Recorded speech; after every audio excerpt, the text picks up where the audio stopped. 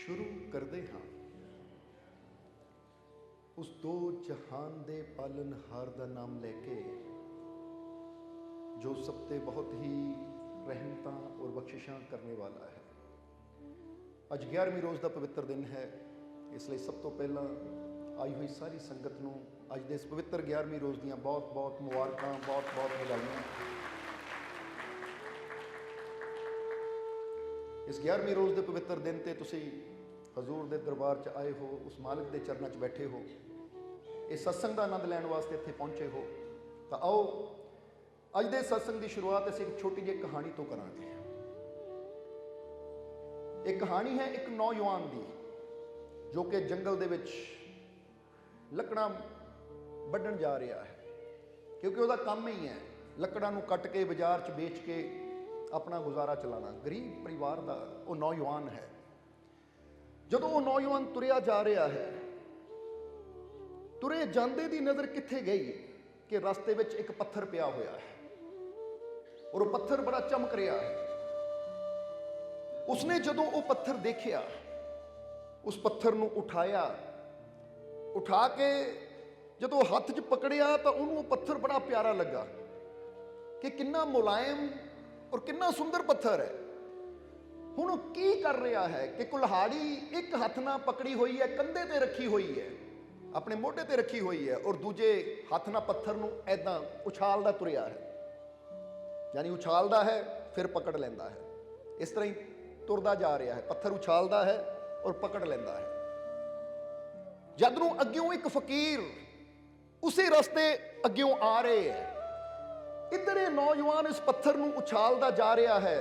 अग्यों उस फकीर ने जदों इस नौजवान नूं देखिया, उस फकीर दी नज़र इस नौजवान ते जदों गई और नौजवान दे हाथ विच जो पत्थर सी, जदों फकीर ने पत्थर देखिया तो फकीर ने दूरों आवाज मारी कि ऐ नौजवान, इस पत्थर नूं संभाल, इनू उछाल ना। जरा समझना, फकीरा ने की किया, इस पत्थर नूं संभाल के रख, इनू उछाल ना। हुण जदों इन्नी गल कही तो नौजवान कहंदा तुहानू की मैनू मिलिया है, मैं उछाला, मैं जो मर्जी करा। वो फिर उछाल रहा है। फकीरा ने फिर दूसरी बार किया, नौजवान संभाल के रख इस पत्थर नूं, ना उछाल। हुण जदों दूसरी बार फकीरा ने किया, उन्हें फिर भी फकीरां दी गल अनसुनी कर दी और उसी तरह पत्थर नूं उछालदा तुरिया जा रहा है। फिर तीसरी बार फकीरा ने की किया, वो फकीर कहंदे ऐ नौजवान, जेनू तू मामूली पत्थर समझ के उछाल रहा है, ये कोई पत्थर नहीं है, ये बहुत कीमती हीरा है। हुण जिस तरह ही उस नौजवान नू पता लगा ये कीमती हीरा है, हुण जिद्दां ही पत्थर हाथ च आया नाल ही पकड़ लिया और जेब च पा लिया। फकीर मुस्कुराए, कहंदे की गल, पहला तेनू 2 बार कहा तू सुनी नहीं, हुण बड़ी जल्दी जेब च पा लिया। कहता महाराज पहला मैनू पता नहीं सी ये हीरा है, क्योंकि हीरे बारे मैं सुनिया तो सी कि हीरा बहुत कीमती हुंदा है, पर मैं गरीब होने करके कदी हीरा देखिया नहीं सी। और जेड़ी चीज नू बंदे ने कदी देखिया ना होवे, वो चीज उहदे सामने आ जावे तो बंदे नू पहचान ही नहीं हुंदी कि की है, क्योंकि बंदा पहचान भी उसी चीज नू सकदा है जेड़ी चीज दा उहनू पता होवे। कहंदा जी हीरे बारे सुनिया तो सी कि हीरे राजियां कोल हुंदे है, बड़े कीमती हुंदे है, लाखां रुपया इन्हां दी कीमत हुंदी है, पर मैं इन्ना गरीब हां, मैं कदी हीरा देखिया नहीं सी। पर अज ये रास्ते च मैनू मिलिया, मैं भी सोच रहा सी कि पत्थर बड़ा अजीब है, बड़ा चमकीला है, इदां दा पत्थर कदी देखिया नहीं, पर मैं समझदा इनू पत्थर ही सी, इसलिए इनू उछालदा तुरिया सी। हुण जदों तुसीं दस्सिया ये पत्थर नहीं हीरा है, तो हुण मैनू भी समझ आ गई ये कीमती चीज़ है, इनू उछालना नहीं है, इनू संभालना है। उछालिया उन्होंने जाता है जेड़ा बेकार होवे, जेदी कोई कीमत ना होवे, और संभालिया उन्होंने जाता है जेदी कीमत होवे। समझदे हो कि नहीं? उसले फकीर मुस्कुराए, कहते यही तो गल है कि जदों इंसान नू किसी चीज़ की कीमत का पता लगता है तो फिर ही बंदा उसकी कदर भी करता है। जब तक इंसान नू वो चीज़ की कीमत का पता ना होवे तो बंदा उसकी कदर नहीं करता, उसकी परवाह नहीं करता, उन्होंने उदा ही उछालता रहता है या गवांदा रहता है। जरा समझना। फकीर कहते तू समझदार है, तेनू हीरे की कीमत का पता सी, यानी पता सी हीरा कीमती हुंदा, इसलिए तू सुनदियां ही उन्होंने संभाल लिया और जेब च संभाल के रख लिया। तू बहुत समझदार है। हुण जरा गौर करना, एक कहानी सुनाने के पिछे मकसद की सी? कहानी सुनाने के पिछे मकसद की सी? एक कहानी सुनाने पिछे मकसद ये है, ये इशारा है इंसान की जिंदगी की तरफ कि इंसान के जीवन च भी ऐसा कुछ है जो बहुत ही कीमती है, पर इंसान नूं ओदी कीमत का पता ना होने करके बंदा ओदी कदर करता नहीं है, उन्होंने गुआंदा चला जाता है। जिदा इत्थे एक शेर के जरिए भी दसांगे कि लफ्ज़े मुर्शद हीरे हैं। लफ्ज़े मुर्शद, लफ्ज़ का मतलब होंदा मुर्शद के शब्द, मुर्शद के मूँह चों निकलने वाले बचन, इनू कहते लफ्ज़ या अल्फाज। सो दसिया है लफ्ज़े मुर्शद हीरे हैं, मत इन्हें उछाल के चल। लफ्ज़े मुर्शद हीरे हैं, मत इन्हें उछाल के चल, यही बदलेंगे तकदीर तेरी, बस तू इन्हें संभाल के चल। कि मुर्शद दे लफ्ज भी, मुर्शद दे अल्फाज भी, मुर्शद दे मुंह चों निकलने वाले बोल भी हीरे हैं। ताही तो गुरबाणी भी कहती ना, उत्तम श्लोक साध के वचन अमलीक लाल ए रतन। गुरबाणी च गुरुआं ने भी ये चीज नूं बड़ा खुल के समझाया है कि संतां दे मुख चों निकलने वाले जिहड़े वचन है लालां दी तरह कीमती हुंदे है। इसलिए लफ्ज़े मुर्शद हीरे हैं, मत इन्हें उछाल के चल। उछालन का मतलब की है कि जिन्हों बचना की कीमत का नहीं पता वो उछाल दिंदा है। उछालन का मतलब इधरों सुनिया उधर भुल गया, कदर ही नहीं पाई, समझ ही नहीं पाई। पर जिन्होंने मुर्शद के अल्फाजा रूपी हीरियां की कीमत का पता है, वो तो एक एक अल्फाज नूं, एक एक शब्द नूं अपने ये दिल की तिजोरी च बंद करता चला जाता है, क्योंकि पता है ये कीमती हीरे है, इनू संभालूंगा तो फिर ही मेरी तकदीर बदलेगी।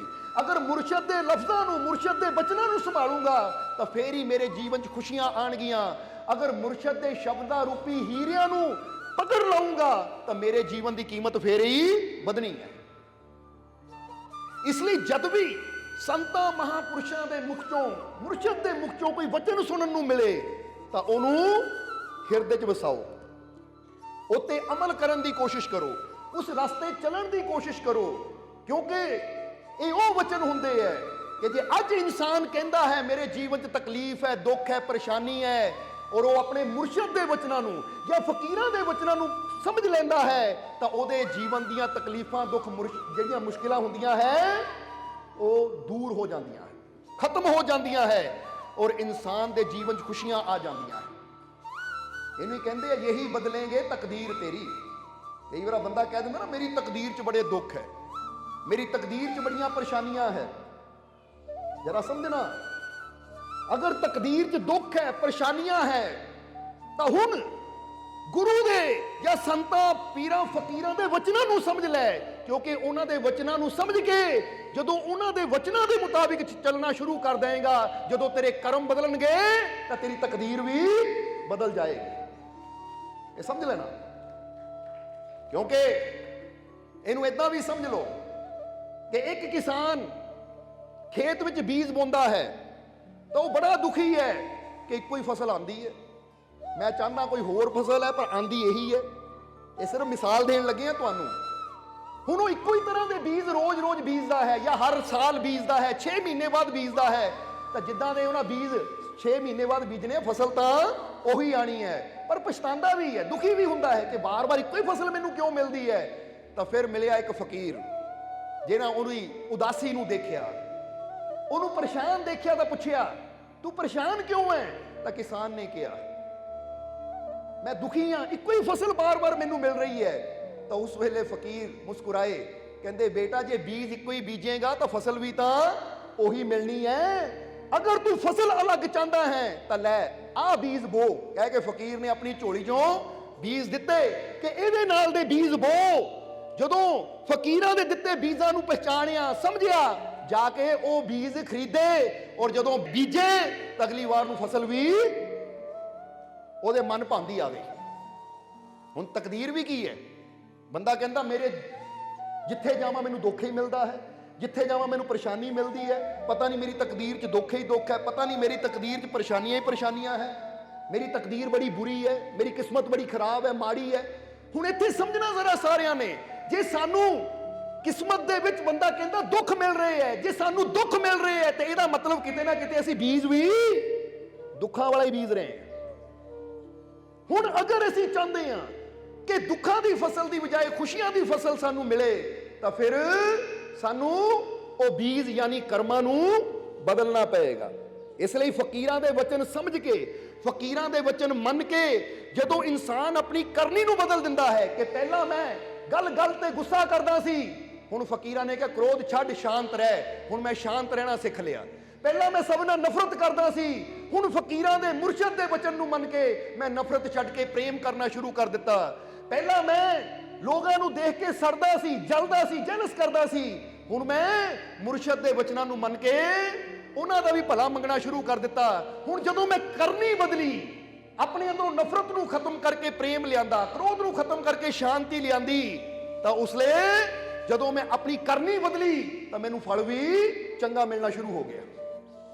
ਸਮਝ ਰਹੇ ਹੋ ਕਿ ਨਹੀਂ? ਇਸ ਲਈ ਮੁਰਸ਼ਦ ਦੇ ਬਚਨ ਸਾਡੀ ਤਕਦੀਰ ਨੂੰ ਕਿੱਦਾਂ ਬਦਲਦੇ ਐ? ਇਦਾਂ ਹੀ ਤਾਂ ਤਕਦੀਰ ਬਦਲਦੀ ਹੈ। ਜਦੋਂ ਅਸੀਂ ਆਪਣੀ ਕਰਨੀ ਬਦਲ ਦਿੰਦੇ ਆ, ਕਰਮ ਬਦਲ ਦਿੰਦੇ ਆ, ਤਾਂ ਫਿਰ ਜੇ ਅਸੀਂ ਅੱਛਾਈ ਕਰਦੇ ਆ, ਨੇਕ ਮਾਰਗ ਤੇ ਚੱਲਦੇ ਆ, ਨੇਕੀ ਦੇ ਰਸਤੇ ਚੱਲਦੇ ਆ, ਤਾਂ ਫਿਰ ਜਿੱਦਾਂ ਦੇ ਅਸੀਂ ਕਰਮ ਕਰਦੇ ਚਲੇ ਜਾਣਾ ਹੈ, ਕੁਦਰਤ ਨੇ ਫਲ ਵੀ ਸਾਨੂੰ ਉਦਾਂ ਦਾ ਦਿੰਦੇ ਚਲੇ ਜਾਣਾ ਹੈ। ਸਮਝਦੇ ਹੋ ਕਿ ਨਹੀਂ? ਜੇ ਮੁਰਸ਼ਦ ਨਾਲ ਜੁੜ ਕੇ ਵੀ ਸਾਡੀ ਕਰਨੀ ਨਾ ਬਦਲੀ, ਅਸੀਂ ਪਹਿਲਾਂ ਵੀ ਨਫ਼ਰਤ ਕਰਦੇ ਸੀ, ਹੁਣ ਮੁਰਸ਼ਦ ਦੇ ਕੋਲੋਂ ਨਾਮ ਦੀ ਦਾਤ ਲੈ ਲਈ, ਨਾਮ ਨਾਲ ਜੁੜ ਗਏ, ਹੁਣ ਵੀ ਨਫ਼ਰਤ ਕਰ ਰਹੇ ਹਾਂ। ਪਹਿਲਾਂ ਵੀ ਅਸੀਂ ਗੱਲ ਤੇ ਕ੍ਰੋਧ ਕਰਦੇ ਸੀ, ਗਾਲੀਆਂ ਦਿੰਦੇ ਸੀ, ਹੁਣ ਵੀ ਅਸੀਂ ਗਾਲੀਆਂ ਦੇ ਰਹੇ ਹਾਂ, ਤਾਂ ਫਿਰ ਬੰਦੇ ਨੇ ਕੀ ਕਹਿਣਾ? ਗੁਰੂ ਨਾਲ ਜੁੜ ਕੇ ਵੀ ਮੈਂ ਦੁਖੀ। ਹੁਣ ਕੀ ਸਿਰਫ ਨਾਮ ਲੈਣਾ ਹੀ ਗੁਰੂ ਨਾਲ ਜੁੜਨਾ ਹੈ? ਜਿੱਦਾਂ ਸਮਝ ਲਓ ਕਿ ਕਈ ਵਾਰ ਜੀਵ ਕਹਿ ਦਿੰਦੇ ਕਿ ਮੈਂ ਗੌਂਸ ਦਾ ਦਾਮਨ ਫੜਿਆ ਹੈ, ਫਿਰ ਮੈਂ ਦੁਖੀ ਕਿਉਂ? ਕਈ ਵਾਰ ਕਹਿ ਦਿੰਦੇ ਜੀ ਮੈਂ ਤਾਂ ਪੀਰਾਂ ਦਾ ਪੱਲਾ ਫੜਿਆ ਹੈ, ਪੀਰਾਂ ਦਾ ਲੜ ਫੜਿਆ ਹੈ, ਫਕੀਰਾਂ ਦਾ ਦਾਮਨ ਫੜਿਆ ਹੈ, ਫਿਰ ਮੈਂ ਦੁਖੀ ਕਿਉਂ? ਜਦੋਂ ਇਦਾਂ ਦਾ ਕੋਈ ਸਵਾਲ ਸਾਡੇ ਕੋਲ ਆਉਂਦਾ ਹੈ ਤਾਂ ਸਾਨੂੰ ਉਸ ਵੇਲੇ ਬੜੀ ਹੈਰਾਨੀ ਹੁੰਦੀ ਹੈ ਕਿ ਇਹ ਦਾਮਨ ਸਮਝਦੇ ਕਿਹਨੂੰ ਹੈ? ਵੈਸੇ ਤਾਂ ਦਾਮਨ ਕੱਪੜੇ ਨੂੰ ਕਹਿ ਦਿੱਤਾ ਜਾਂਦਾ ਹੈ ਕਿ ਬੰਦੇ ਨੇ ਕੋਈ ਕੱਪੜਾ ਪਾਇਆ ਹੋਇਆ ਹੈ, ਜਾ ਕੇ ਕੱਪੜੇ ਨੂੰ ਫੜ ਲਿਆ, ਮੈਂ ਤੇਰਾ ਦਾਮਨ ਫੜਿਆ ਹੈ, ਇਸ ਕਰਕੇ ਮੇਰੀ ਆ ਪਰੇਸ਼ਾਨੀ ਦੂਰ ਕਰ। ਹੁਣ ਜਦੋਂ ਆਂਦੀ ਹੈ ਕਿ ਮੈਂ ਫਕੀਰਾਂ ਦਾ, ਮੁਰਸ਼ਦ ਦਾ ਜਾਂ ਹਜ਼ੂਰ ਗੌਸ ਦਾ ਦਾਮਨ ਫੜਿਆ ਹੋਇਆ ਹੈ, ਫਿਰ ਮੇਰੇ ਜੀਵਨ ਤੇ ਦੁੱਖ ਕਿਉਂ ਆਉਂਦੇ ਹੈ, ਫਿਰ ਮੇਰੇ ਜੀਵਨ 'ਚ ਪਰੇਸ਼ਾਨੀਆਂ ਕਿਉਂ ਆਉਂਦੀਆਂ ਹੈ? ਤੇ ਇੱਥੇ ਪਹਿਲਾਂ ਇਹ ਵੀ ਸਮਝ ਲਓ ਕਿ ਦਾਮਨ ਕਹਿੰਦੇ ਕਿਹਨੂੰ ਹੈ? ਦਾਮਨ ਦਾ ਮਤਲਬ ਇਹ ਨਹੀਂ ਕਿ ਕੱਪੜਾ ਫੜ ਲਿਆ, ਚਾਦਰ ਫੜ ਲਈ, ਕਿ ਚਾਦਰ ਰੇਸ਼ਮ ਦੀ ਸੀ ਜਾਂ ਮਲਮਲ ਦੀ ਸੀ ਜਾਂ ਕਾਟਨ ਦੀ ਸੀ, ਨਹੀਂ, ਇਹਦੇ ਨਾਲ ਦਾਮਨ ਦਾ ਕੋਈ ਮਤਲਬ ਨਹੀਂ ਹੈ। ਬੋਲੋ ਸਮਝਦੇ ਹੋ ਕਿ ਨਹੀਂ? ਦਾਮਨ ਦਾ ਮਤਲਬ ਕੀ ਹੈ? ਕਿ ਜੋ ਹਜ਼ੂਰ ਦਾ ਹੁਕਮ ਹੈ, ਜਦੋਂ ਅਸੀਂ ਉਸ ਹੁਕਮ ਨੂੰ ਪਕੜਦੇ ਹਾਂ, ਉਸ ਹੁਕਮ ਤੇ ਚੱਲਦੇ ਹਾਂ, ਤਾਂ ਫਿਰ ਅਸੀਂ ਕਹਿ ਸਕਦੇ ਹਾਂ ਕਿ ਅਸੀਂ ਆਪਣੇ ਮੁਰਸ਼ਦ ਦਾ ਦਾਮਨ ਫੜਿਆ ਹੋਇਆ ਹੈ। ਕਿਉਂਕਿ ਮੁਰਸ਼ਦ ਦੇ ਹੁਕਮ ਅੰਦਰ ਚੱਲਣਾ, ਮੁਰਸ਼ਦ ਦੇ ਅਸੂਲਾਂ ਤੇ ਚੱਲਣਾ, ਮੁਰਸ਼ਦ ਦੀ ਗੱਲ ਨੂੰ ਮੰਨਣਾ, ਇਹਨੂੰ ਕਹਿੰਦੇ ਐ ਦਾਮਨ ਪਕੜਨਾ। ਹੁਣ ਕਹਿ ਦਿੱਤਾ ਘਰ 'ਚ ਚਿਰਾਗ ਜਗਾਉਂਦੇ ਆ ਪਰ ਸ਼ਰਾਬ ਛੱਡੀ ਨਹੀਂ, ਘਰ 'ਚ ਹਜ਼ੂਰ ਦਾ ਨਾਮ ਲੈ ਕੇ ਨਿਆਜ਼ ਦਿੰਦੇ ਆ ਪਰ ਅੰਦਰੋਂ ਨਫ਼ਰਤ ਮੁੱਕੀ ਨਹੀਂ, ਤਾਂ ਫਿਰ ਉਹ ਤਾਂ ਸਭ ਬਾਹਰ ਚੱਲ ਰਿਹਾ, ਹਾਲੇ ਦਾਮਨ ਤਾਂ ਅਸੀਂ ਫੜਿਆ ਹੀ ਨਹੀਂ ਹੈ। ਕਿਉਂਕਿ ਦਾਮਨ ਫੜਨ ਵਾਸਤੇ ਅੰਦਰ ਸਾਡੇ ਇੰਨਾ ਪ੍ਰੇਮ ਹੋਣਾ ਚਾਹੀਦਾ ਕਿ ਕਿਸੇ ਵਾਸਤੇ ਨਫ਼ਰਤ ਹੋਵੇ ਹੀ ਨਾ। ਇੱਥੇ ਹਜ਼ੂਰ ਦੇ ਜੀਵਨ ਦੀ ਇੱਕ ਬੜੀ ਪਿਆਰੀ ਘਟਨਾ, ਹਜ਼ੂਰ ਦੇ ਜੀਵਨ ਦਾ ਕਿੱਸਾ, ਹਜ਼ੂਰ ਗੌਸ ਪੀਰਾਨੇ ਪੀਰ ਜਨਾਬ ਦਸਤਗੀਰ ਰਹਿਮਤੁल्लाह ਅਲੈਹ, ਉਹਨਾਂ ਦੇ ਪਵਿੱਤਰ ਜੀਵਨ ਦਾ ਇੱਕ ਸਾਨੂੰ ਬੜਾ ਪਿਆਰਾ ਵਾਕਿਆ ਯਾਦ ਆ ਗਿਆ ਕਿ ਇੱਕ ਸ਼ਾਮ ਦੀ ਗੱਲ ਹੈ, ਜਦੋਂ ਹਜ਼ੂਰ ਆਪਣੇ ਹੁਜਰੇ 'ਚ ਗਏ ਇਬਾਦਤ ਵਾਸਤੇ, ਹਜ਼ੂਰ ਹੁਜਰੇ 'ਚ ਗਏ, ਤਾਂ ਹਾਲੇ ਥੋੜਾ ਹੀ ਸਮਾਂ ਹਜ਼ੂਰ ਨੂੰ ਹੁਜਰੇ 'ਚ ਗਿਆ ਹੋਇਆ ਸੀ, ਰਾਤ ਹੋ ਚੁੱਕੀ ਹੈ, ਕਿ ਜਿੱਥੇ ਹਜ਼ੂਰ ਬੰਦਗੀ ਤੇ ਬੈਠੇ ਸੀ, ਹਜ਼ੂਰ ਦੇ ਕੰਨਾਂ ਦੇ ਵਿੱਚ ਆਵਾਜ਼ ਪਈ ਕਿਸੇ ਦੇ ਰੋਣ ਦੀ, ਕਿਸੇ ਦੀਆਂ ਸਿਸਕੀਆਂ, ਜਿੱਦਾਂ ਕੋਈ ਦਰਦ ਵਿੱਚ ਰੋਂਦਾ ਹੈ, ਹਾਏ ਹਾਏ ਕਰਦਾ ਹੈ। ਹੁਣ ਜਦੋਂ ਉਹ ਦਰਦ ਵਾਲੀ ਆਵਾਜ਼ ਹਜ਼ੂਰ ਦੇ ਕੰਨਾਂ 'ਚ ਪਈ, ਹਜ਼ੂਰ ਗੌਸ ਪੀਰਾਨੇ ਪੀਰ ਦੇ ਕੰਨਾਂ 'ਚੋਂ ਦਰਦ ਵਾਲੀ ਆਵਾਜ਼ ਪਈ, ਤਾਂ ਹਜ਼ੂਰ ਆਪਣੀ ਹੁਜਰੇ 'ਚੋਂ, ਆਪਣੀ ਬੰਦਗੀ ਤੋਂ ਉੱਠੇ, ਹੁਜਰੇ 'ਚੋਂ ਬਾਹਰ ਨਿਕਲੇ, ਦੇਖਣ ਵਾਸਤੇ ਕਿ ਦਰਦ ਵਿੱਚ ਕਹਿਰਾ ਕੌਣ ਰਿਹਾ ਹੈ, ਦਰਦ ਵਿੱਚ ਹਾਏ ਹਾਏ ਕੌਣ ਕਰ ਰਿਹਾ ਹੈ, ਕੌਣ ਹੈ ਤਕਲੀਫ ਦੇ ਵਿੱਚ, ਕਿ ਗੌਸ ਦੇ ਦਰ ਤੇ ਕੋਈ ਤਕਲੀਫ ਚਾਵੇ ਤਾਂ ਦੇਖਾਂ ਤਾਂ ਸਹੀ ਹੈ ਕੌਣ। ਜਦੋਂ ਹਜ਼ੂਰ ਆਪਣੇ ਹੁਜਰੇ ਚੋਂ ਬਾਹਰ ਆਏ ਤਾਂ ਕੀ ਦੇਖਿਆ ਕਿ ਜਿਹੜਾ ਆਦਮੀ ਦਰਦ ਵਿੱਚ ਕਹਿਰਾ ਰਿਹਾ ਸੀ ਉਹਦੇ ਹੱਥਾਂ ਪੈਰਾਂ 'ਚ ਰੱਸੀਆਂ ਬੰਨੀਆਂ ਹੋਈਆਂ ਹੈ, ਹੱਥਾਂ ਪੈਰਾਂ 'ਚ ਰੱਸੀਆਂ ਬੰਨੀਆਂ ਹੋਈਆਂ ਹੈ, ਔਰ ਕੋਲ ਹੀ ਹਜ਼ੂਰ ਦੇ ਕੁਝ ਸੇਵਕ ਖੜੇ ਹੈ ਜਿਹੜੇ ਕਿ ਘੇਰਾ ਪਾ ਕੇ ਉਹਨੂੰ ਦੇਖ ਰਹੇ ਹੈ, ਕੋਈ ਉਹਦੇ ਚਪੇੜ ਮਾਰ ਦਿੰਦਾ ਹੈ। ਹਜ਼ੂਰ ਨੇ ਜਦੋਂ ਦੇਖਿਆ, ਹਜ਼ੂਰ ਨੇ ਪੁੱਛਿਆ ਇਹ ਕੀ ਹੈ, ਇਹ ਕੌਣ ਹੈ ਔਰ ਇਹਨੂੰ ਇਸ ਤਰ੍ਹਾਂ ਕਿਉਂ ਬੰਨਿਆ ਹੋਇਆ ਹੈ। ਕਹਿੰਦੇ ਹਜ਼ੂਰ ਤੁਹਾਨੂੰ ਨਹੀਂ ਪਤਾ, ਇਹ ਬਹੁਤ ਬੜਾ ਕਾਤਿਲ ਹੈ, ਬਹੁਤ ਬੜਾ ਕਾਤਿਲ ਹੈ। ਔਰ ਕੁਝ ਜੋ ਹਜ਼ੂਰ ਨਾਲ ਨਫ਼ਰਤ ਕਰਦੇ ਹੈ, ਕੁਝ ਮੁੱਲਾ ਮੌਲਵੀ, ਉਹਨਾਂ ਨੇ ਇਹਨੂੰ ਧਨ ਦੇ ਕੇ, ਪੈਸਾ ਦੇ ਕੇ ਤੁਹਾਡਾ ਕਤਲ ਕਰਨ ਨੂੰ ਭੇਜਿਆ ਸੀ।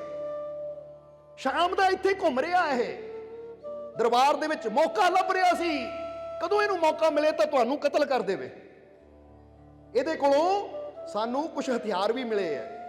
ਜਦੋਂ ਇਹ ਮੌਕਾ ਲੱਭ ਰਿਹਾ ਸੀ ਤਾਂ ਸਾਨੂੰ ਥੋੜਾ ਸ਼ੱਕ ਹੋਇਆ ਇਹ ਬੰਦਾ ਇੱਧਰ ਉੱਧਰ ਘੁੰਮ ਰਿਹਾ ਹੈ, ਕਿਉਂਕਿ ਪਤਾ ਲੱਗ ਹੀ ਜਾਂਦਾ ਜਿਹਦੀ ਨਜ਼ਰ ਕੁਝ ਸ਼ੱਕ ਵਾਲੀ ਹੋਵੇ। ਅਸੀਂ ਪੁੱਛਿਆ ਇਹਨੂੰ ਤੂੰ ਕਿੱਥੋਂ ਆਇਆ ਹੈ, ਤੇਰੇ ਬਾਪ ਦਾ ਨਾਮ ਕੀ ਹੈ। ਹੁਣ ਇਸਨੇ ਆਪਣਾ ਅਸਲੀ ਨਾਮ ਦੱਸਣ ਦੀ ਬਜਾਏ, ਕਿਉਂਕਿ ਜਿਹੜਾ ਚੋਰ ਹੁੰਦਾ, ਕਾਤਿਲ ਹੁੰਦਾ, ਉਹ ਕਦੀ ਆਪਣੀ ਅਸਲੀ ਪਹਿਚਾਣ ਨਹੀਂ ਦੱਸਦਾ। ਜਦੋਂ ਵੀ ਨਾ ਉਲਟੇ ਸਿੱਧੇ ਨਾਮ ਦੱਸੇ ਤਾਂ ਸਾਨੂੰ ਸ਼ੱਕ ਹੋਇਆ। ਅਸੀਂ ਇਹਦੀ ਤਲਾਸ਼ੀ ਲਈ, ਕਿਉਂਕਿ ਹੁਣ ਤੁਹਾਨੂੰ ਵੀ ਪਤਾ ਕਿ ਤੁਹਾਡੇ ਘਰ ਕੋਈ ਆਵੇ ਸ਼ੱਕ ਹੋਵੇ, ਤੁਸੀਂ ਸਭ ਤੋਂ ਪਹਿਲਾਂ ਉਹਦੀ ਤਲਾਸ਼ੀ ਵੀ ਲੈਂਦੇ ਹੋ, ਦੇਖੋ ਭਾਈ ਕੋਈ ਹਥਿਆਰ ਤਾਂ ਨਹੀਂ ਹੈ, ਕੌਣ ਬੰਦਾ ਇਹ। ਜਦੋਂ ਤਲਾਸ਼ੀ ਲਈ ਤਾਂ ਇਹਦੇ ਕੋਲੋਂ ਕੱਪੜਿਆਂ 'ਚ ਲੁਕੋਏ ਹੋਏ ਕੁਝ ਹਥਿਆਰ ਮਿਲੇ। ਫਿਰ ਅਸੀਂ ਜਦੋਂ ਇਹਨੂੰ ਸਖਤੀ ਨਾਲ ਪੁੱਛਿਆ ਤਾਂ ਡਰ ਕੇ ਇਹਨਾਂ ਕਬੂਲ ਕੀਤਾ ਕਿ ਮੈਨੂੰ ਇੰਨਾ ਪੈਸਾ ਦਿੱਤਾ ਗਿਆ ਸੀ ਔਰ ਕਿਹਾ ਗਿਆ ਸੀ ਕਿ ਜਾ ਕੇ ਹਜ਼ੂਰ ਨੂੰ ਕਤਲ ਕਰ ਦੇ, ਇੰਨਾ ਹੁਣ ਲੈ ਜਾ, ਬਾਕੀ ਪੈਸਾ ਕੰਮ ਹੋਣ ਤੋਂ ਬਾਅਦ ਤੈਨੂੰ ਦੇਵਾਂਗੇ। ਇਸ ਲਈ ਮੈਂ ਪੈਸੇ ਦੇ ਲਾਲਚ ਵਿੱਚ ਆ ਕੇ ਇੱਥੇ ਹਜ਼ੂਰ ਨੂੰ ਕਤਲ ਕਰਨ ਆ ਗਿਆ। ਤਾਂ ਸੇਵਕਾਂ ਨੇ ਕਿਹਾ ਮਹਾਰਾਜ ਜਿੱਦਾਂ ਹੀ ਸਾਨੂੰ ਪਤਾ ਲੱਗਾ ਹਥਿਆਰ ਖੋ ਕੇ ਅਸੀਂ ਇਹਦੇ ਹੱਥ ਪੈਰ ਬੰਨ੍ਹਨੇ ਕਿ ਸਾਡੇ ਮੁਰਸ਼ਿਦ ਨੂੰ ਮਾਰਨ ਆਇਆ ਹੈ, ਉਹ ਮੁਰਸ਼ਿਦ ਜੋ ਸਾਨੂੰ ਜਾਨ ਤੋਂ ਜ਼ਿਆਦਾ ਪਿਆਰਾ ਹੈ, ਉਹਦੀ ਤਰਫ ਤਾਂ ਕੋਈ ਨਜ਼ਰ ਉਠਾ ਕੇ ਦੇਖੇ ਉਹ ਸਾਨੂੰ ਬਰਦਾਸ਼ਤ ਨਾ ਹੋਵੇ ਤਾਂ ਤੂੰ ਕਤਲ ਕਰਨ ਆਇਆ ਹੈ। ਬਸ ਹਜ਼ੂਰ ਅੰਦਰ ਥੋੜਾ ਜਿਹਾ ਹੋ ਗਿਆ ਸੀ, ਇਹਨੂੰ ਦੋ ਚਾਰ ਲਾ ਦਿੱਤੀਆਂ, ਹੱਥ ਪੈਰ ਕੱਸ ਕੇ ਬੰਨ ਦਿੱਤੇ। ਜਦੋਂ ਇਹ ਗੱਲ ਸੁਣੀ ਹਜ਼ੂਰ ਨੇ ਕਿ ਉਸ ਕਾਤਿਲ ਦੇ ਨਾਲ ਇਦਾਂ ਕੀਤਾ ਹੈ ਤਾਂ ਹਜ਼ੂਰ ਨੇ ਕਿਹਾ ਫੌਰਨ ਇਹਦੇ ਹੱਥ ਖੋਲੋ। ਜਰਾ ਹੁਣ ਗੌਰ ਕਰਨਾ, ਫੌਰਨ ਇਹਦੇ ਹੱਥ ਖੋਲੋ। ਜਦੋਂ ਉਹਦੀਆਂ ਰੱਸੀਆਂ ਖੋਲੀਆਂ ਗਈਆਂ ਤਾਂ ਹਜ਼ੂਰ ਨੇ ਕਿਹਾ ਇਹਨੂੰ ਪਾਣੀ ਲਿਆ ਕੇ ਪਿਲਾਓ, ਪਾਣੀ ਲਿਆ ਕੇ ਪਿਲਾਓ। ਹੁਣ ਜਦੋਂ ਉਹਨੂੰ ਪਾਣੀ ਦਿੱਤਾ ਗਿਆ ਤਾਂ ਉਸ ਵੇਲੇ ਹਜ਼ੂਰ ਉਹਦੇ ਕੋਲ ਗਏ, ਉਹਦੇ ਸਿਰ ਤੇ ਪ੍ਰੇਮ ਨਾਲ ਹੱਥ ਰੱਖਿਆ ਤਾਂ ਹਜ਼ੂਰ ਨੇ ਕਿਹੜੀ ਗੱਲ ਕਹੀ, ਕਹਿੰਦੇ ਜ਼ਿਆਦਾ ਤਕਲੀਫ ਤਾਂ ਨਹੀਂ ਹੋਈ, ਤੂੰ ਜ਼ਿਆਦਾ ਤਕਲੀਫ ਤਾਂ ਨਹੀਂ ਹੋਈ, ਤੂੰ ਠੀਕ ਹੈ ਨਾ, ਫਿਕਰ ਨਾ ਕਰ, ਇਹ ਤੇਰਾ ਦਰਦ, ਇਹ ਦੁੱਖ ਹੁਣੇ ਦੂਰ ਹੋ ਜਾਏਗਾ। ਕਹਿ ਕੇ ਹਜ਼ੂਰ ਨੇ ਜਦੋਂ ਸਿਰ ਤੇ ਹੱਥ ਰੱਖਿਆ ਤਾਂ ਦੇਖਦਿਆਂ ਦੇਖਦਿਆਂ ਉਹਦਾ ਜੋ ਪੇਨ ਸੀ, ਤਕਲੀਫ ਸੀ, ਉਹ ਆਰਾਮ ਆ ਗਿਆ ਉਸ। ਹੁਣ ਜਦੋਂ ਇਹ ਮੰਜ਼ਰ ਦੇਖਿਆ ਉਸ ਕਾਤਿਲ ਨੇ ਤਾਂ ਹਜ਼ੂਰ ਦੇ ਚਰਨ ਪਕੜ ਲਏ। ਕਹਿੰਦਾ ਹਜ਼ੂਰ ਆਇਆ ਤਾਂ ਮੈਂ ਤੁਹਾਡਾ ਕਤਲ ਕਰਨ ਵਾਸਤੇ ਸੀ, ਪਰ ਮੈਂ ਤਾਂ ਤੁਹਾਡਾ ਕਤਲ ਕਰ ਨਹੀਂ ਪਾਇਆ, ਪਰ ਤੁਸੀਂ ਮੇਰੇ ਅੰਦਰਲੇ ਕਾਤਿਲ ਦਾ ਕਤਲ ਆਪਣੀ ਮੁਹੱਬਤ ਨਾਲ ਅੱਜ ਜ਼ਰੂਰ ਕਰ ਦਿੱਤਾ। ਕਿ ਜਿਹੜੀ ਮੇਰੇ ਅੰਦਰ ਉਹ ਕਾਤਿਲ ਵਾਲੀ ਭਾਵਨਾ ਸੀ, ਲੋਕਾਂ ਨੂੰ ਕਤਲ ਕਰਨ ਦੀ ਭਾਵਨਾ, ਹਜ਼ੂਰ ਤੁਹਾਡਾ ਇਹ ਪ੍ਰੇਮ ਦੇਖ ਕੇ ਵਾਕਈ ਆ ਜਿਹੜਾ ਮੇਰੇ ਅੰਦਰਲਾ ਕਾਤਿਲ ਸੀ ਅੱਜ ਉਹਦਾ ਕਤਲ ਹੋ ਗਿਆ। ਕਤਲ ਹੋਣ ਦਾ ਮਤਲਬ ਅੱਜ ਉਹ ਖਤਮ ਹੋ ਗਿਆ। ਮੈਂ ਤਾਂ ਤੁਹਾਨੂੰ ਕਤਲ ਨਹੀਂ ਕਰ ਪਾਇਆ, ਪਰ ਤੁਹਾਡੇ ਪ੍ਰੇਮ ਨੇ, ਤੁਹਾਡੀ ਆ ਰਹਿਮਤ ਦੀ ਨਿਗਾਹ ਨੇ ਮੇਰੇ ਅੰਦਰਲੇ ਕਾਤਿਲ ਨੂੰ ਜ਼ਰੂਰ ਕਤਲ ਕਰ ਦਿੱਤਾ, ਖਤਮ ਕਰ ਦਿੱਤਾ। ਇਸ ਲਈ ਹਜ਼ੂਰ ਹੁਣ ਮੈਨੂੰ ਆਪਣਾ ਹੀ ਬਣਾ ਲਓ, ਕਿਉਂਕਿ ਤੁਹਾਡਾ ਇਹ ਪ੍ਰੇਮ ਦੇਖ ਕੇ ਹੁਣ ਮੈਨੂੰ ਤੁਹਾਡੇ ਨਾਲ ਬੜਾ ਪ੍ਰੇਮ ਹੈ, ਹੋ ਗਿਆ ਹੈ, ਆਪਣਾ ਹੀ ਬਣਾ ਲਓ। ਤਾਂ ਉਸ ਲਈ ਹਜ਼ੂਰ ਮੁਸਕਰਾਏ, ਕਹਿੰਦੇ ਸਾਡਾ ਕਿਉਂ ਬਣਨਾ ਚਾਹੁੰਦਾ ਹੈ? ਕੀ ਪੁੱਛਿਆ ਹਜ਼ੂਰ ਨੇ, ਸਾਡਾ ਕਿਉਂ ਬਣਨਾ ਚਾਹੁੰਦਾ ਹੈ? ਕਹਿੰਦਾ ਹਜ਼ੂਰ ਇੱਕ ਚੀਜ਼ ਦੇਖੀ, ਜਰਾ ਗੌਰ ਕਰਨਾ, ਇਹ ਗੱਲ ਬੜੀ ਸਮਝਣ ਵਾਲੀ ਹੈ। ਕਹਿੰਦਾ ਹਜ਼ੂਰ ਇੱਕ ਚੀਜ਼ ਦੇਖੀ ਜਿਹਨੂੰ ਦੇਖ ਕੇ ਮੈਂ ਤੁਹਾਡਾ ਬਣਨਾ ਚਾਹੁੰਦਾ ਹਾਂ। ਹਜ਼ੂਰ ਕਹਿੰਦੇ ਕੀ ਦੇਖਿਆ? ਕਹਿੰਦਾ ਮੈਂ ਇਹ ਦੇਖਿਆ ਕਿ ਮੈਂ ਤੁਹਾਡਾ ਕਤਲ ਕਰਨ ਆਇਆ ਸੀ, ਕਾਤਿਲ ਸੀ ਮੈਂ, ਸਭ ਤੋਂ ਬੜਾ ਦੁਸ਼ਮਣ ਸੀ। ਮੈਂ ਤੁਹਾਡਾ ਕਤਲ ਕਰਨ ਆਇਆ ਤੁਹਾਨੂੰ ਤਕਲੀਫ ਦੇਣ ਆਇਆ, ਤੁਹਾਡੀ ਜਾਨ ਲੈਣ ਆਇਆ, ਪਰ ਇਹਨਾਂ ਨੇ ਮੇਰੇ ਹੱਥ ਪੈਰ ਬੰਨ੍ਹ ਦਿੱਤੇ। ਜਦੋਂ ਮੈਂ ਦੁੱਖ ਵਿੱਚ ਕਹਿਰਾ ਰਿਹਾ ਸੀ, ਤੜਫ ਰਿਹਾ ਸੀ, ਤਾਂ ਤੁਸੀਂ ਆਪਣੇ ਕਾਤਿਲ, ਆਪਣੇ ਦੁਸ਼ਮਣ, ਯਾਨੀ ਜਿਹੜਾ ਤੁਹਾਨੂੰ ਕਤਲ ਕਰਨ ਆਇਆ ਸੀ, ਤੁਸੀਂ ਉਹਦੀ ਪੀੜਾ ਨਾ ਦੇਖ ਸਕੇ, ਉਹਨੂੰ ਦੁੱਖ 'ਚ ਨਾ ਦੇਖ ਸਕੇ, ਉਹਨੂੰ ਦੁੱਖ 'ਚੋਂ ਕੱਢਣ ਵਾਸਤੇ ਆ ਗਏ। ਤਾਂ ਜੇ ਮੈਂ ਤੁਹਾਡਾ ਮੁਰੀਦ ਬਣ ਕੇ ਤੁਹਾਡਾ ਆਸ਼ਿਕ ਬਣ ਜਾਵਾਂ, ਫਿਰ ਤੁਸੀਂ ਮੇਰੀ ਖਾਤਰ ਕੀ ਕਰੋਗੇ? ਸਮਝ ਆਈ ਕਿ ਨਹੀਂ? ਕਿ ਜਿਹੜਾ ਫਕੀਰ ਕਾਤਲਾਂ ਤੇ ਇੰਨੀ ਰਹਿਮਤ ਕਰਦਾ ਹੈ, ਕਾਤਲਾਂ ਨੂੰ ਤਕਲੀਫ 'ਚ ਨਹੀਂ ਦੇਖ ਸਕਦਾ, ਜਿਹੜਾ ਕਾਤਲਾਂ ਤੇ ਇੰਨੀ ਕਿਰਪਾ ਕਰਦਾ ਹੈ, ਉਹਨਾਂ ਦਾ ਦੁੱਖ ਦੇਖ ਕੇ ਉਹਨਾਂ ਤੇ ਰਹਿਮਤ ਕਰ ਦਿੰਦਾ ਹੈ, ਤਾਂ ਜਿਹੜੇ ਉਸ ਫਕੀਰ ਦੇ ਤਾਲਿਬ ਬਣ ਗਏ, ਜਿਹੜੇ ਉਹ ਫਕੀਰ ਦੇ ਆਸ਼ਿਕ ਬਣ ਗਏ, ਜਿਹੜੇ ਉਹਦੇ ਮੁਰੀਦ ਹੋ ਗਏ, ਜਿਹੜੇ ਹੋਈ ਉਹਦੇ ਗਏ, ਫਿਰ ਉਹਦੀ ਖਾਤਰ ਉਹ ਫਕੀਰ ਕੀ ਕਰ ਸਕਦਾ ਹੈ? ਇਸ ਲਈ ਜਿਹੜਾ ਕਾਤਿਲ ਦਾ ਦੁੱਖ ਨਾ ਦੇਖ ਸਕੇ, ਉਹ ਆਪਣੇ ਮੁਰੀਦ ਦਾ ਦੁੱਖ ਕਿੱਦਾਂ ਦੇਖੇਗਾ, ਆਪਣੇ ਤਾਲਿਬ ਦਾ ਦੁੱਖ ਕਿੱਦਾਂ ਦੇਖੇਗਾ? ਜਿੱਦਾਂ ਬੰਦਾ ਕਹਿੰਦਾ ਨਾ ਉਹ ਮੇਰਾ ਦੁਸ਼ਮਣ, ਮੈਂ ਉਹਨੂੰ ਵੀ ਪਿਆਰ ਕਰਦਾ ਆ, ਤਾਂ ਜਿਹੜਾ ਦੁਸ਼ਮਣ ਨੂੰ ਵੀ ਪਿਆਰ ਕਰਦਾ ਹੈ, ਉਹ ਜ਼ਰਾ ਸੋਚੋ ਆਪਣਿਆਂ ਨੂੰ ਕਿੰਨਾ ਪਿਆਰ ਕਰੇਗਾ। ਜਿਹੜਾ ਦੁਸ਼ਮਣਾਂ ਦਾ ਵੀ ਖਿਆਲ ਰੱਖਦਾ ਹੈ, ਉਹ ਆਪਣਿਆਂ ਦਾ ਕਿੰਨਾ ਖਿਆਲ ਰੱਖੇਗਾ? ਅੰਦਾਜ਼ਾ ਲਾ ਸਕਦੇ ਹੋ? ਜਾਂ ਦੂਜੇ ਤਰੀਕੇ ਨਾਲ ਕਹਿ ਲਓ ਕਿ ਜਿਹੜਾ ਆਪਣਿਆਂ ਨੂੰ ਚਪੇੜਾ ਮਾਰੀ ਜਾਵੇ, ਧੱਕੇ ਦੇਈ ਜਾਵੇ, ਤਾਂ ਬੰਦਾ ਕਹੇ ਜਿਹੜਾ ਆਪਣਿਆਂ ਨਾਲ ਇਦਾਂ ਕਰਦਾ ਪਈ ਨਾ, ਗੈਰਾਂ ਨਾਲ ਤਾਂ ਹੋਰ ਵੀ ਜ਼ਿਆਦਾ ਸਖਤੀ ਕਰਨੀ ਹੈ, ਕਿਉਂਕਿ ਬੰਦੇ ਦੇ ਸੁਭਾਅ ਤੋਂ ਪਤਾ ਲੱਗਦਾ ਹੈ। ਜੇ ਕੋਈ ਆਪਣੇ ਮਾਤਾ ਪਿਤਾ ਦੀ ਇੱਜ਼ਤ ਨਹੀਂ ਕਰਦਾ, ਤਾਂ ਉਹਨੇ ਹੋਰ ਕਿਸੇ ਦੀ ਇੱਜ਼ਤ ਕੀ ਕਰਨੀ ਹੈ? ਇਸ ਲਈ ਪਤਾ ਕਿੱਥੋਂ ਲੱਗਦਾ ਹੈ ਕਿ ਜਿਹੜਾ ਉਹਨਾਂ ਨੂੰ ਵੀ ਗੱਲ ਨਾਲ ਲਾਂਦਾ ਹੈ, ਜਿਨ੍ਹਾਂ ਨੂੰ ਉਹ ਜਾਣਦਾ ਨਹੀਂ ਹੈ, ਜਿਨ੍ਹਾਂ ਨਾਲ ਕੋਈ ਰਿਸ਼ਤਾ ਨਹੀਂ ਹੈ, ਤਾਂ ਜਦੋਂ ਉਹਦੇ ਬਣ ਗਏ, ਤਾਂ ਫਿਰ ਉਹਨਾਂ ਵਾਸਤੇ ਉਹ ਕੀ ਕੁਝ ਕਰ ਸਕਦਾ ਹੈ, ਇਹ ਤਾਂ ਬੰਦਾ ਆਪੇ ਹੀ ਸੋਚ ਸਕਦਾ ਹੈ, ਕਿਉਂਕਿ ਬੰਦੇ ਨੂੰ ਮਾਲਕ ਨੇ ਸਮਝ ਦਿੱਤੀ ਹੋਈ ਹੈ। ਬੋਲੋ, ਦਿੱਤੀ ਹੈ ਕਿ ਨਹੀਂ? ਇਸ ਲਈ ਕਾਤਿਲ ਨੇ ਦੇਖੋ ਕਿੰਨੀ ਪਿਆਰੀ ਗੱਲ ਕਹਿਤੀ, ਇੱਕ ਵਾਰ ਫਿਰ ਦੁਹਰਾਵਾਂਗੇ ਕਿ ਕਾਤਿਲ ਕਹਿੰਦਾ ਜਿਹੜਾ ਆਪਣੇ ਕਾਤਲਾਂ ਨਾਲ ਇੰਨਾ ਪਿਆਰ ਕਰਦਾ ਹੈ, ਉਹਨਾਂ ਨੂੰ ਤਕਲੀਫ 'ਚ ਨਹੀਂ ਦੇਖ ਸਕਦਾ, ਤਾਂ ਜਦੋਂ ਮੈਂ ਉਹਨਾਂ ਦਾ ਮੁਰੀਦ ਬਣ ਗਿਆ, ਉਹਨਾਂ ਦਾ ਆਸ਼ਿਕ ਬਣ ਗਿਆ, ਉਹਨਾਂ ਦਾ ਹੋ ਗਿਆ, ਤਾਂ ਫਿਰ ਉਹ ਮੇਰੀ ਕਦੀ ਤਕਲੀਫ ਦੇਖ ਹੀ ਨਹੀਂ ਪਾਣਗੇ। ਇੱਥੇ ਵੀ ਮੈਨੂੰ ਬਚਾਣਗੇ, ਉੱਥੇ ਵੀ ਬਚਾਣਗੇ,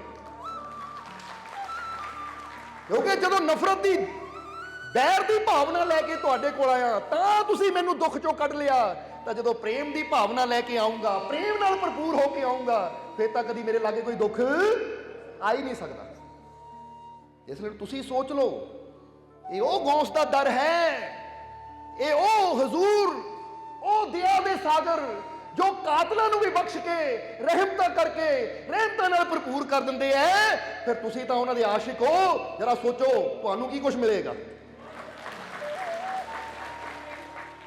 ਬਸ ਅੰਦਰ ਯਕੀਨ ਹੋਣਾ ਚਾਹੀਦਾ ਹੈ, ਵਿਸ਼ਵਾਸ ਹੋਣਾ ਚਾਹੀਦਾ ਹੈ, ਭਰੋਸਾ ਹੋਣਾ ਚਾਹੀਦਾ ਹੈ, ਕਿਉਂਕਿ ਜਿਹੜਾ ਆਪਣੇ ਮਾਲਿਕ ਦਾ ਹੋ ਗਿਆ, ਮੁਰਸ਼ਿਦ ਦਾ ਹੋ ਗਿਆ, ਤਾਂ ਫਿਰ ਉਹ ਸੋਚੇ ਕਿ ਜਿਹੜਾ ਉਹਦਾ ਹੋ ਗਿਆ, ਉਹ ਤਾਂ ਗੈਰਾਂ ਨੂੰ ਨਾ ਖਾਲੀ ਜਾਣ ਦੇਵੇ, ਤਾਂ ਆਪਣਿਆਂ ਨੂੰ ਕਿੱਦਾਂ ਖਾਲੀ ਮੋੜੇਗਾ। ਜਿਹੜਾ ਗੈਰਾਂ ਨੂੰ ਵੀ ਗੱਲ ਨਾਲ ਲਾ ਲੈਂਦਾ ਹੈ, ਜਿਹਦੇ ਵਾਸਤੇ ਦੁਸ਼ਮਣਾਂ ਦੀ, ਜਿਹਦੀਆਂ ਨਜ਼ਰਾਂ 'ਚ ਦੁਸ਼ਮਣਾਂ ਵਾਸਤੇ ਵੀ ਪ੍ਰੇਮ ਹੈ, ਉਹਦੀਆਂ ਨਜ਼ਰਾਂ 'ਚ ਆਪਣੇ ਪਿਆਰਿਆਂ ਵਾਸਤੇ ਕਿੰਨਾ ਪਿਆਰ ਹੋਏਗਾ, ਇਹਦਾ ਬੰਦਾ ਅੰਦਾਜ਼ਾ ਨਹੀਂ ਲਾ ਸਕਦਾ। ਇਸ ਲਈ ਲੰਬਾ ਸਵਾਸ ਲੈ ਕੇ ਆਪਣੇ ਦਿਲ ਤੇ ਹੱਥ ਰੱਖ ਕੇ ਮਹਿਸੂਸ ਕਰੋ ਕਿ ਮੇਰਾ ਹਿਰਦਾ ਮੇਰੇ ਮੁਰਸ਼ਿਦ ਦੇ ਪ੍ਰੇਮ ਨਾਲ ਭਰਪੂਰ ਹੋ ਗਿਆ। ਮੇਰੇ ਹਿਰਦੇ 'ਚ ਬਹੁਤ ਪ੍ਰੇਮ ਹੈ, ਕਿਉਂਕਿ ਇੱਥੇ ਪ੍ਰੇਮ ਮਹਿਸੂਸ ਕਰਾਂਗੇ ਤਾਂ ਉਧਰੋਂ ਰਹਿਮਤ ਫੇਰ ਹੀ ਸਾਡੇ ਤੱਕ ਪਹੁੰਚੇਗੀ, ਕਿਉਂਕਿ ਆਪਣੇ ਆਸ਼ਕਾਂ ਨੂੰ ਹਰ ਮੁਸ਼ਕਿਲ, ਹਰ ਪਰੇਸ਼ਾਨੀ, ਹਰ ਤਕਲੀਫ 'ਚ ਉਹ ਬਚਾਉਣ ਵਾਸਤੇ ਆਪ ਹੀ ਆ ਜਾਂਦਾ ਹੈ, ਕਿਸੇ ਹੋਰ ਨੂੰ ਨਹੀਂ ਭੇਜਦਾ, ਆਪ ਆ ਜਾਂਦਾ ਹੈ। ਜਿੱਦਾਂ ਕਿਹਾ ਜਾਂਦਾ ਨਾ ਕਿ ਇੱਕ ਦਿਨ ਅਕਬਰ ਬਾਦਸ਼ਾਹ ਨੇ ਬੀਰਬਲ ਨੂੰ ਸਵਾਲ ਕੀਤਾ, ਜਰਾ ਸਮਝਣਾ, ਅਕਬਰ ਬਾਦਸ਼ਾਹ ਨੇ ਬੀਰਬਲ ਨੂੰ ਸਵਾਲ ਕੀਤਾ ਕਿ ਬੀਰਬਲ ਇੱਕ ਗੱਲ ਦੱਸ, ਸੁਣਿਆ ਆ ਕਿ ਤੇਰਾ ਭਗਵਾਨ, ਕਿਉਂਕਿ ਬੀਰਬਲ ਹਿੰਦੂ ਧਰਮ ਨੂੰ ਮੰਨਦੇ ਸੀ, ਤਾਂ ਅਕਬਰ ਦਾ ਧਰਮ ਤੁਹਾਨੂੰ ਪਤਾ ਹੀ ਹੈ, ਬਾਦਸ਼ਾਹ ਅਕਬਰ। ਤਾਂ ਉਸ ਲਈ ਬੀਰਬਲ ਨੂੰ ਸਵਾਲ ਕੀਤਾ ਕਿ ਬੀਰਬਲ ਮੈਨੂੰ ਇੱਕ ਗੱਲ ਦੱਸ ਕਿ ਸੁਣਿਆ ਹੈ ਕਿ ਜਦੋਂ ਭਗਤ ਪ੍ਰਹਲਾਦ ਤੇ ਵਿਪਤਾ ਆਈ ਤਾਂ ਰੱਬ ਆਪ ਆ ਗਿਆ ਉਹਦੀ ਰੱਖਿਆ ਕਰਨ ਵਾਸਤੇ। ਵੀ ਰੱਬ ਨੂੰ ਆਉਣ ਦੀ ਕੀ ਲੋੜ ਸੀ? ਰੱਬ ਦੇ ਤਾਂ ਇੰਨੇ ਫਰਿਸ਼ਤੇ ਸੀ, ਇੰਨੇ ਦੇਵੀ ਦੇਵਤਾ ਉਹਦੇ ਨੌਕਰ ਚਾਕਰ ਸੀ, ਉਹ ਕਿਸੇ ਨੂੰ ਵੀ ਭੇਜ ਸਕਦਾ ਸੀ ਕਿ ਜਾ ਕੇ ਭਗਤ प्रहलाद की मदद करो, इन्हें बचाओ। वो आप क्यों आया? सब्सक्राइब कीजिए सर्व संध्या दरबार कांटिया शरीफ चैनल को और बेल आइकन दबाइए मालिक जी के लेटेस्ट सत्संग की वीडियो को सबसे पहले देखने के लिए।